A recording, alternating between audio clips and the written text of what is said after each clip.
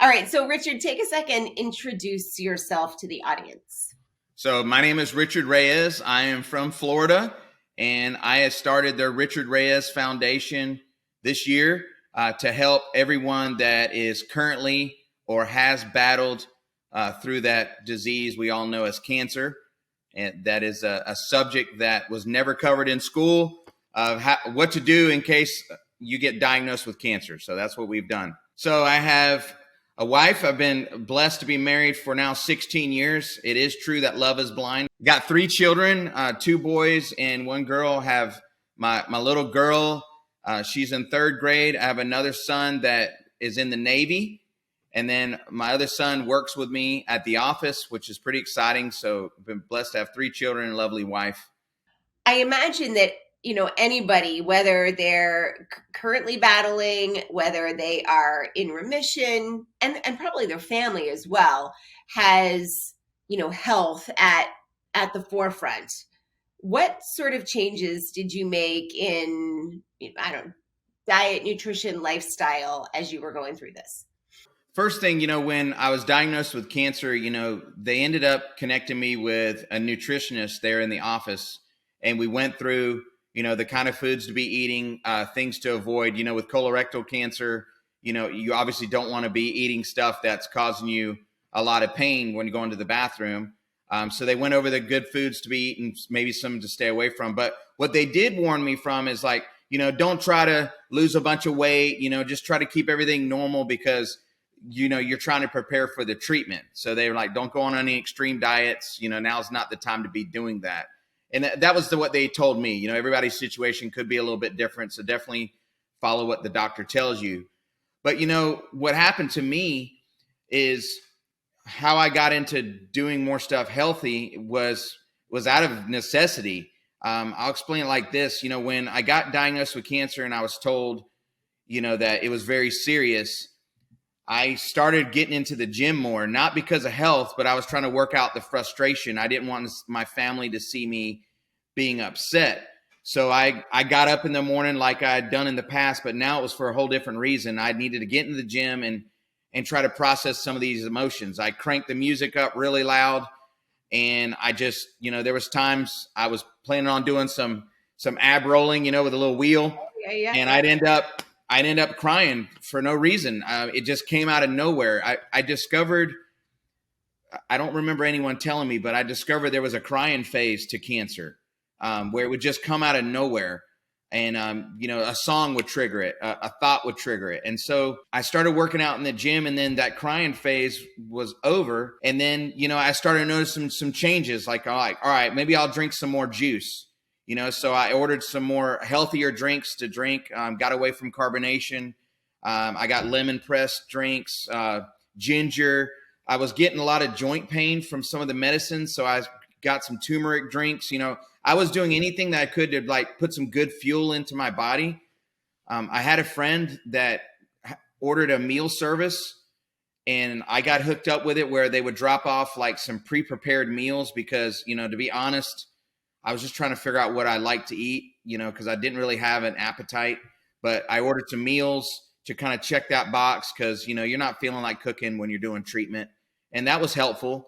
Mm-hmm. And then also I got into some protein drinks. I found some meal replacement drinks because I was trying to just give my body some good fuel to be ready to fight cancer. They told me that when I was supposed to have my colon cut and get a colostomy bag, that there was going to be time that you needed to repair before they could put the bag and do all this stuff. And, I didn't end up having that done, but I was trying to make sure my body was ready for it, Carrie. Was there anything they said you should absolutely be fueling your body with this? You mentioned some, of the ginger and lemon press and the, turmeric and that sort of stuff. What else? Did they give you any specifics? There was a list of stuff of types of food to eat, but to be totally honest with you, the vitamin regimen, that was me doing that. A lot of times I just noticed that the doctors don't really recommend a lot of vitamins. As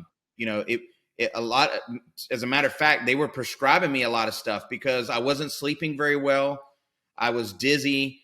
I was nauseous. And the go-to thing was, well, let me write a prescription for it.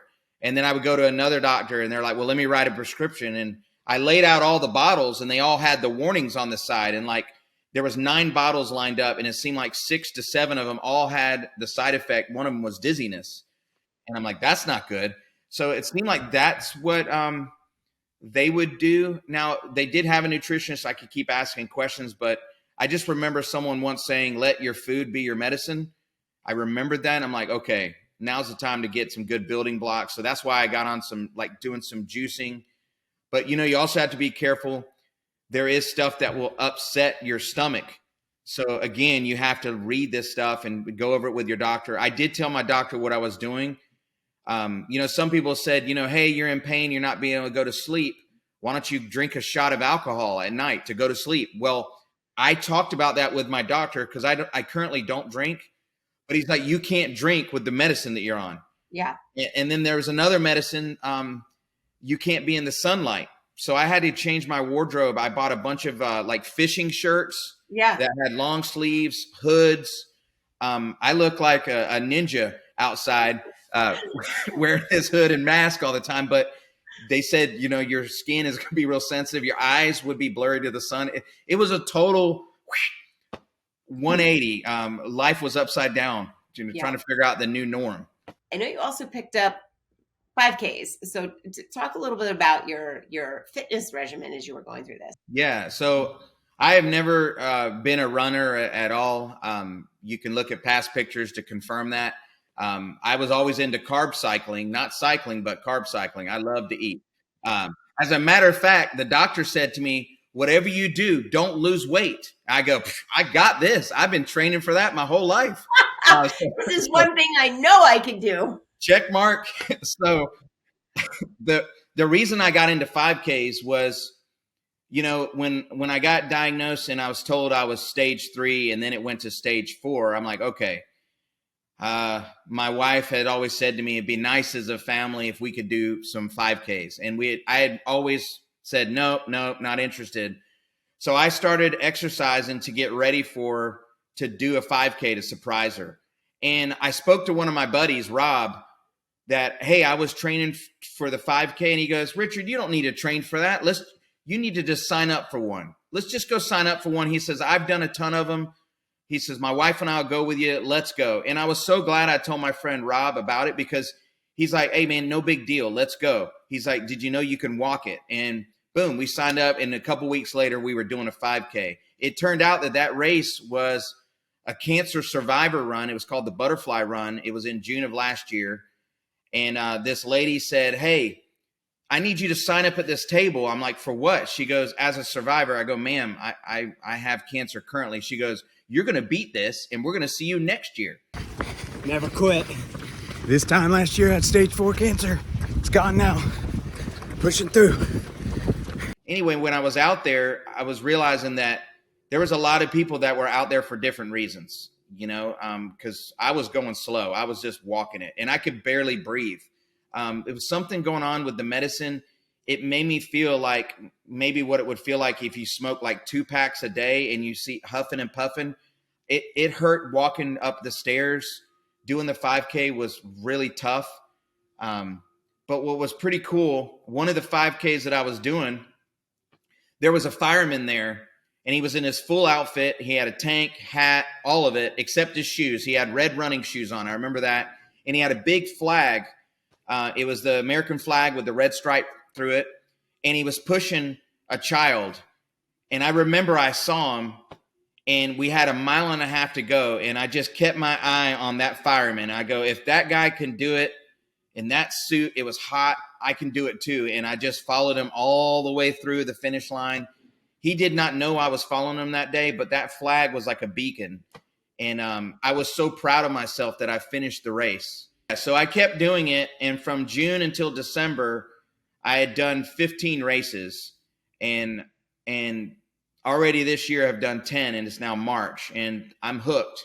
And now I'm actually running in them. I was walking, and I was just happy to finish. They call it, you want to be a finisher, right? And so, you know, it's pretty cool when they've got that medal on that ribbon, and you're like, you put it on, snap a picture, and 25 races in, I've now done a 10K. I did that with my son. and we were running around an airfield, and we're back in the airfield, and we're seeing stuff that most people can't see, that's in the woods, that you have to be in the airfield to see it. Pretty cool memories. Did a 5-mile run the other day, and I actually messed up, and I told my friend that I was doing 5Ks, and he was like, Richard, it's now time to train for a half marathon, and then you're going to do a full marathon. And so, my buddy Mike, he challenged me to get ready for a half, and that's what I'm doing now. So end of the year, we're looking for an October race, and that's what I'm training for now. So I bought a Garmin. I had an Apple Watch, and my buddy that does a lot of training outdoors, he's like, you need a Garmin, man. It tracks everything. And what I found with the Garmin, it helped me with my health journey. I'm going to explain why. Like, it would track my sleep. It would tell me how terrible I was sleeping. It would tell me if I was rested. You could put if you worked out, if you walked, if you ran, and then it gives you a full history. And then I've always dealt with blood pressure, and it even has a place you enter in your blood pressure, how much water you're drinking. And what's cool about the blood pressure part is I can go to the doctor and generate a report from my watch, and they can see a seven-day PDF of those readings. So this has been a staple as well. I've become addicted to capturing the data and taking a picture of myself to just see the change. And one of the byproducts has been, during my cancer journey, my peak weight I hit was 240 pounds on a 5'7" frame. One of the byproducts of this is I ended up trimming down. This morning I weighed in, I was 196. Nice. So I'm down 44 pounds, and I did not do it for that reason, but the benefit, like the mental clarity, the way to be unplugged, not looking at the cell phone, like these are all the benefits from doing the races, to get out there. And you know what? I'm not racing to beat anyone.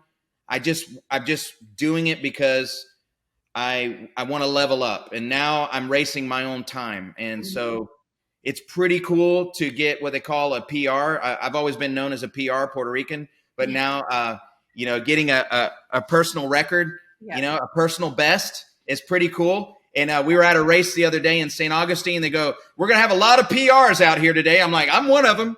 It was kind of funny. And so like to have fun. These things, I never went to do them because I thought you had to run. When I got out there, I've seen people in wheelchairs. I've seen people in walkers. I've seen amputees out there. I saw a guy the other day that he was in a wheelchair, had only an upper torso, and was totally shredded up top, ripping in that wheelchair, beating everybody. And all it was a torso, and amazing. So any excuse that I have ever had, I just remember those people out there, and like, it just encouraged me to keep out there. And I've been inviting my friends to go, and it's been a whole thing.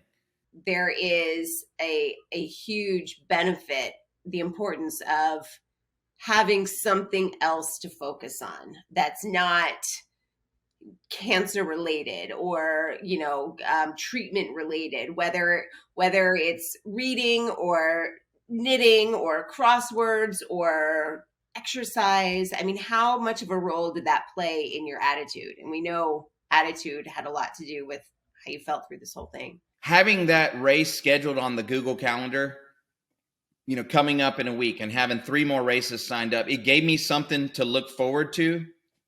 And I was having real ups and downs, peaks and valleys. And there were days I woke up and we had a race that morning. It's very inconvenient, right? A lot of times the race starts at 8 a.m. on a Saturday, and you got to get there at 7:20. You got to warm up and get your stuff. And what I liked about it is that it gave me something to look forward to, like a date, like a dinner, a special occasion. And that was something I did not do it for, but that was one of the byproducts. And I noticed that I would start advertising and talking about, I'm like, hey, don't forget, we got that 5K coming up this weekend. And it became the new focus. And then I go and I tell my doctor about it. I'm like, hey, I've done 4 races so far. And he's like, well, how are you doing with it? I'm like, I'm trying, man. I might be able to run a little bit. And I was jogging, and the doctor was rooting me on. He's like, well, just be careful. Don't hurt yourself out there, but you're doing great. I see in the charts you've lost 2 pounds. And so the doctor ended up getting involved, and I ended up finding out that my main doctor is an avid cyclist. And it just gave us something else to talk about versus how are you feeling? How's your cancer this week? But it was very therapeutic, and it continues to be today.